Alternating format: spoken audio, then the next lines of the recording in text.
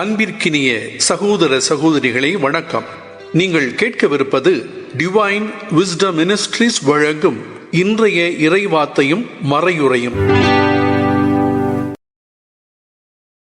2025 December மாதம் 6ஆம் தேதி, திருவருகை காலம் முதல் வாரம், சனிக்கிழமை. முதல் வாசகம். உங்கள் கூக்குரலுக்கு செவிசாய்த்து அருள் கூறுவார். இறைவாக்கினர் எசாயா நூலிலிருந்து வாசகம். அதிகாரம் 30, இறைவசனங்கள் 19 முதல் 21 மற்றும் 23 முதல் 26 முடிய. இஸ்ரவேலின் தூயவராம் ஆண்டவராகிய இறைவன் கூறுவது: சியோன் வாழ் மக்களே, எருசலேமில் குடியிருப்போரே, நீங்கள் இனி ஒருபோதும் அழமாட்டீர்கள். அவர் உங்கள் மேல் திண்ணமாய் அருள் கூறுவார். நீங்கள் கூப்பிடும் குரலுக்கு செவிசாய்த்து உங்களுக்கு மறுமொழி அளிப்பார். என் தலைவராகி உங்கள் போதகர் உங்களுக்கு துன்பம் என்னும் அப்பத்தையும் ஒடுக்குதல் என்னும் நீரையும் கொடுத்திருந்தாலும் இனி தம்மை மறைத்துக் கொள்ள மாட்டார். உங்கள் போதகரை நீங்கள் கண்ணால் காண்பீர்கள். நீங்கள் வலப்புறமோ இடப்புறமோ எப்பக்கம் சென்றாலும் இதுதான் வழி, இதில் நடந்து செல்லுங்கள் என்னும் வார்த்தை பின்னிருந்து உங்கள் செவிகளில் ஒலிக்கும். நீங்கள் நிலத்தில் விதைத்துள்ள விதை மீது ஆண்டவர் மழை பொழிவார். நிலத்தின் விளைவான உணவு செழுமையாகவும் மிகுதியாகவும் இருக்கும். அந்நாளில் உன் மந்தை பரந்த மேய்ச்சல் வெளியில் மேயும். முரத்தாலும் சுளகாலும் தூற்றப்பட்டு சுவையூட்டப்பட்ட தீனியை நிலத்தை உழும் காளைகளும் கழுதைகளும் தின்னும். கோட்டைகள் இடிந்து விழுகின்ற மிக பெரும் அழிவு நாளில் வானளாவிய மலைகள் அனைத்தின் மேலும், உயர்ந்த குன்றுகள் அனைத்தின் மேலும் கால்வாய்களும் நீரோடைகளும் தோன்றும். ஆண்டவர் தம் மக்களின் முறிவுகளை கட்டி தாம் அடித்து ஏற்படுத்திய காயங்களை குணமாக்கும் நாளில் நிலவின் ஒளி கதிரவன் ஒளி போலாகும். கதிரவன் ஒளி 7 பகல்களின் ஒளி ஒன்று திரண்டாற் போல 7 மடங்காகும். ஆண்டவரின் அருள்வாக்கு.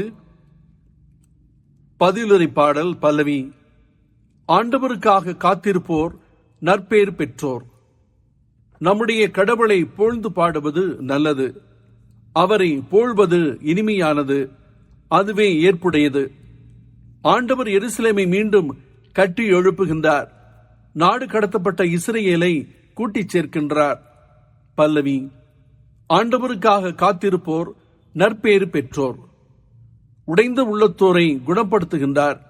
அவர்களின் காயங்களை கட்டுகின்றார். விண்மீன்களின் இலக்கத்தை எண்ணி அவை ஒவ்வொன்றையும் பெயர் சொல்லி அழைக்கின்றார். பல்லவி. ஆண்டவருக்காக காத்திருப்போர் நற்பேறு பெற்றோர். நம் தலைவர் மாண்புமிக்கவர், மிகுந்த வல்லமையுள்ளவர். அவர் தம் நுண்ணறிவு அளவிடற்கு அரியது. ஆண்டவர் எளியோருக்கு ஆதரவளிக்கின்றார். பொல்லாரையோ தரை மட்டும் தாழ்த்துகின்றார். பல்லவி. ஆண்டவருக்காக காத்திருப்போர் நற்பேறு பெற்றோர்.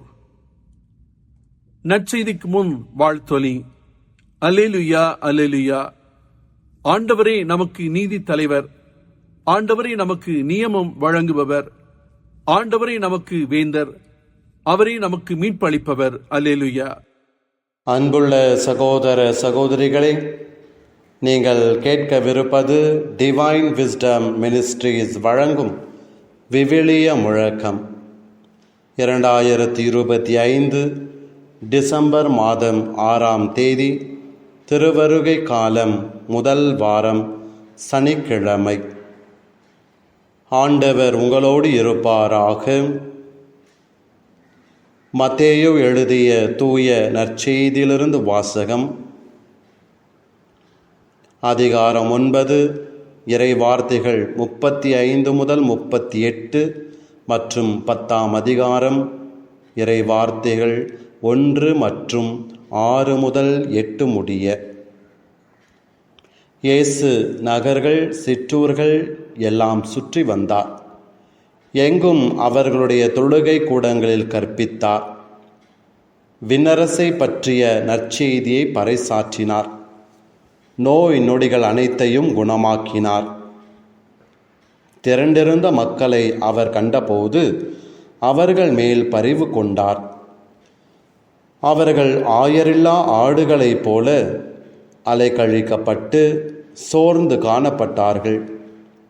அப்பொழுது அவர் தம் சீடரை நோக்கி, அறுவடை மிகுதி, வேலையாள்களோ குறைவு. ஆகையால் தேவையான வேலையாள்களை தமது அறுவடைக்கு அனுப்பும்படி அறுவடையின் உரிமையாளரிடம் மன்றாடுங்கள் என்றார். இயேசு தாம் சீடர் 12 தம்மிடம் வரவழைத்தார். தீய ஆவிகளை ஓட்டவும் நோய் நொடிகளை குணமாக்கவும் அவர்களுக்கு அதிகாரம் அளித்தார்.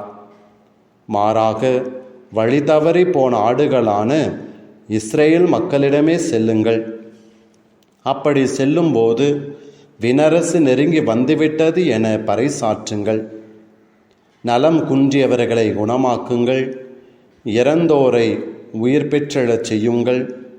தொழுநோயாளரை நலமாக்குங்கள். பேய்களை ஓட்டுங்கள். கொடையாக பெற்றீர்கள், கொடையாகவே வழங்குங்கள் என்றார். ஆண்டவரின் அருள்வாக்கு. ஆண்டவர் இயேசு கிறிஸ்துவில் எனக்கு பிரியமான சகோதர சகோதரிகளே, இன்று நாளிலே நாம் வாசிக்க கேட்ட நற்செய்தியின் பகுதி வழியாக ஆண்டவர் நம் ஒவ்வொருவருக்கும் கொடுக்கின்ற அருமையான செய்தியாக இருப்பது, இயேசுவை போல நாம் பரிவின் தூதர்களாக மாறுவதற்கான ஒரு அழைப்பை கொடுக்கின்றார். இன்றைய நற்செய்தி நாம் வாசிக்க கேட்டோம். ஆண்டவர் இயேசு நகர்கள், சிற்றூர்கள் என்று எல்லா இடத்திலும் அவர் சுற்றி அங்கிருக்கின்ற மக்களுக்கு ஆண்டவர் நற்செய்தியை அறிவித்து நோய் நொடிகள் குணமாக்கி அவர்களுக்கு தேவையான உடல் நலத்தை, உள்ள நலத்தை தந்ததை நாம் பார்க்கின்றோம். இது ஒரு புறம் இருக்க, ஆண்டவர் இன்னொரு புறம் அவர் பார்க்கின்றார். ஆண்டவர் நற்செய்தியில் பல இடங்களிலே நாம் பல உணர்வுகளை அவர் வெளிப்படுத்துவதை பார்க்கின்றோம். இந்த இடத்திலே மக்களுடைய நிலையை பார்த்து ஆண்டவர் தனது உணர்வுகளை வெளியேறச் செய்கின்றார்.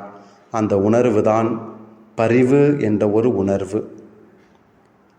ஆண்டவர் பாருங்கள், அந்த மக்களை பார்த்து ஆயிரல்லா ஆடுகளைப் போல அவர்கள் சோர்ந்து இருப்பதை பார்த்த அவர், இந்த மக்களுக்கு உண்மையிலேயே பரிவு கொடுக்க நல்ல ஆயன் தேவை. நாம் ஆடு மாடு மேய்ச்சலிலே பார்த்திருப்போம். ஆயன் அதை வழிநடத்த அவைகள் செல்லும், அது பாதுகாப்பாக இருக்கும். ஆகவே எந்த ஒரு கவலையும் இல்லாமல் ஆடுகள் மாடுகள் மேய்ச்சலிலே ஈடுபடலாம். ஆக ஆயன் இருக்கின்ற சமயத்தில் ஒரு பாதுகாப்பு இருக்கும். அந்த ஆடுகளுக்கு மாடுகளுக்கு தேவையானவற்றை இந்த ஆயன் செய்வார். ஆனால் பாருங்கள், நற்செய்தியில் பார்க்கின்றோம், இந்த மக்கள் ஆயனிலா ஆடுகளைப் போல இருப்பதாக. ஆகவே ஆண்டவர் செய்கின்ற காரியத்தை பாருங்கள். ஆண்டவர் இந்த மக்களுக்கு ஆண்டவருடைய பரிவை காட்ட, இறை தந்தையின் பரிவை காட்டுவதற்காக தனது சீடர்களிடம் சொல்லுகின்றார். இந்த மக்களுக்கு பணிபுரிய, சேவை செய்ய, ஆண்டவருடைய பரிவை காட்ட, இரக்கத்தை காட்ட, நன்மை தனத்தை காட்ட, அன்பை காட்ட, அருளை காட்ட ஆண்டவரிடம் வேண்டுங்கள் என்று முதல் கோரிக்கை விடுகின்றார். ஆகவே நமது நாட்டிலும் நமது திருச்சபையிலும் நமது பங்குகளிலும் இப்படிப்பட்ட மக்களை வழிநடத்தக்கூடிய நல்ல ஆயர்களை, குருக்களை தேர்ந்தெடுக்க நாமும் ஆண்டவரை போல சீடர்கள் வழியாக ஜெபிப்போம். இந்த நற்செய்தியின் 2வது பகுதியில் நாம் பார்க்கின்றோம், ஆண்டவர் ஜெபத்தோடு நின்று விடாமல் அந்த ஜெபத்தின் வழியாக இறையாற்றலை பெற்று பாருங்கள், தனது சீடர்களை அவர் பரிவின் தூதர்களாக அவர் அனுப்புகின்றார். அவர்களை தம்மிடம் வரவழைத்து தீய ஆவிகளை ஓட்ட, நோய் நொடிகளை குணமாக்க அவர்களுக்கு அதிகாரம் அளித்தார் என்று நற்செய்தி சொல்லுகின்ற. எதற்காக?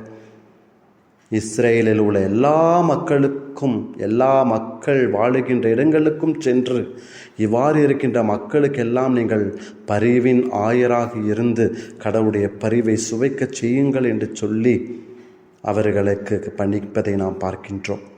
அன்புக்குரிய சகோதர சகோதரிகளே, நாமும் இப்படிப்பட்ட ஒரு நற்காரியத்தில் ஈடுபட நமக்கு அழைப்பு விடுக்கின்றார். ஒரு பக்கம் நாமும் பல இடங்களிலே உலக கவலையினாலும் வாழ்க்கை போராட்டத்தினாலும் நாம் துவண்டு போகின்றோம். ஆண்டவர் நமக்கு பரிவு காட்டுகின்றார். ஆண்டவர் நமக்கு ஆயனாக இருந்து நமக்கு தேர்தலை தருகின்றார். பரிவை காட்டுகின்றார். அதே சமயத்திலே நம்மை விட கஷ்டப்படுகின்ற மக்கள் வாழ்கின்றார்கள். அப்படிப்பட்ட மக்களுக்கு ஆண்டவர் இவ்வாறு சீடர்களை அனுப்பியது போல திருமுழுக்கு வழியாக ஆண்டவருடைய அழைப்பை பெற்று நாம் ஒவ்வொருவருமே பொது குருத்துவத்தில் பங்கேற்கின்ற நாம் ஒவ்வொருவருமே பரிவின் ஆயர்களாக நம் மத்தியில் வாழ்கின்ற சகோதர சகோதரிகளுக்கு சேவை செய்ய வேண்டும் என்று அழைப்பு கொடுக்கின்றார். இந்த அழைப்பை நாம் ஏற்றுக்கொண்டு வாழ ஜெபிப்போமா? பரிவின் தெய்வமே இறைவா, உமது மகன் வழியாக எங்களுக்கு உமது பரிவன்பை காட்டினீர். அதற்காக நன்றி சொல்லி ஜெபிக்கின்றோம்.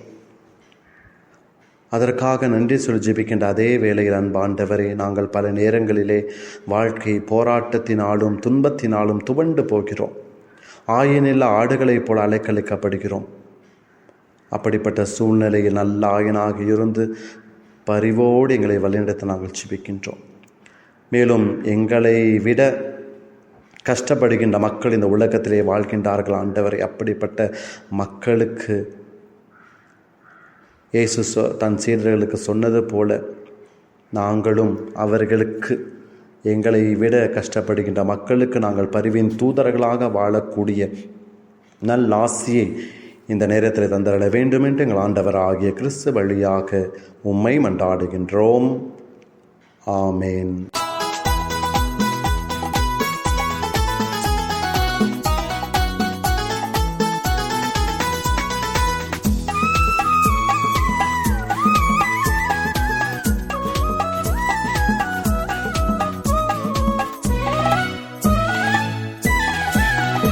வான்வெள்ளி பிரகாசிக்குதே, உலகில் ஒளி வீசிடுதே. இயேசுபரன் வரும் வேளை மனமே மகிழ்வாகிடுதே, மனமே மகிழ்வாகிடுதே. வான்வெள்ளி பிரகாசிக்குதே, உலகில் ஒளி வீசிடுதே. இயேசுபரன் வரும் வேளை மனமே மகிழ்வாகிடுதே, மனமே மகிழ்வாகிடுதே.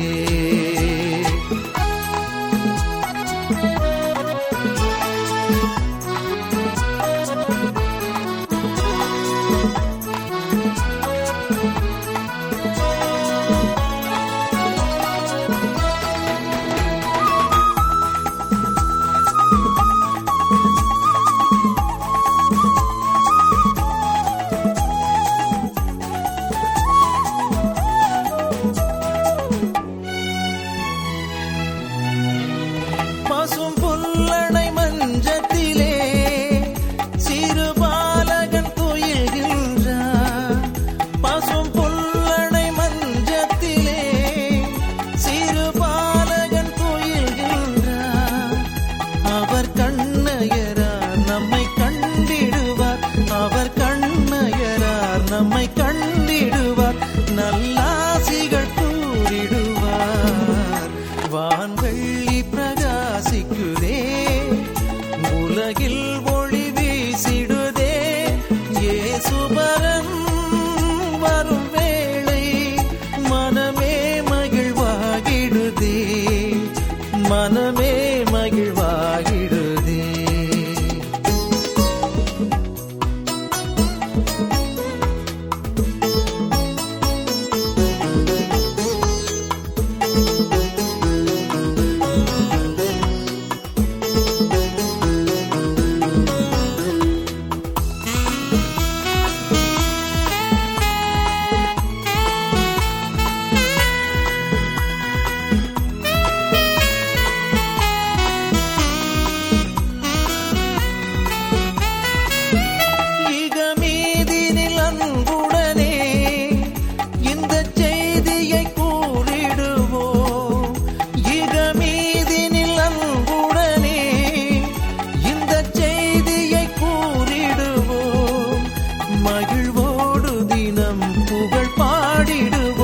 மகிழ்வோடு தினம் புகழ் பாடிடுவோம், அவர் பாதம் பணிந்திடுவோம். வான்வெள்ளி பிரகாசி பலிக்குதே